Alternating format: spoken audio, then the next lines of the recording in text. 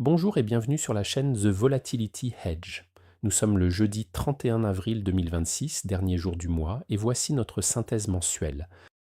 Depuis le début de l'année, la performance cumulée de la stratégie est de moins 9,5%, ce qui représente un alpha de moins 14,6% comparé à l'indice S&P 500, dont la performance cumulée est de 5,1%.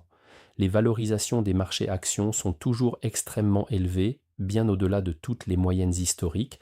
Il ne faudra donc pas s'étonner d'une chute importante, voire très importante, le moment venu.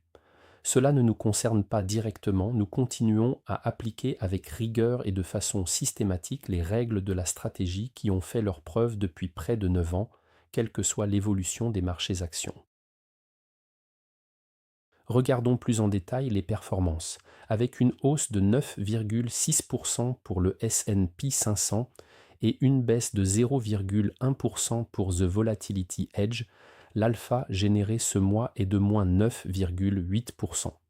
La performance a évolué entre moins 1,8% et 0,4% tout au long du mois.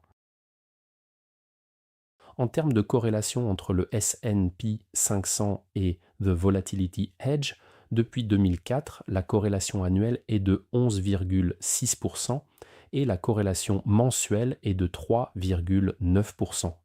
Cette valeur de 3,9%, qui est très faible, est un des atouts importants de la stratégie, car elle garantit que les performances qu'elle délivre ne dépendent pas de l'évolution du S&P 500.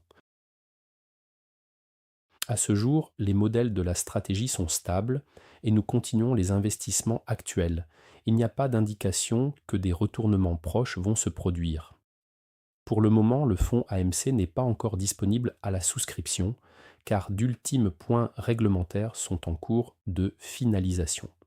Lorsque ce sera réalisé, nous vous informerons au sujet de la période de souscription. N'hésitez pas à nous contacter pour de plus amples détails.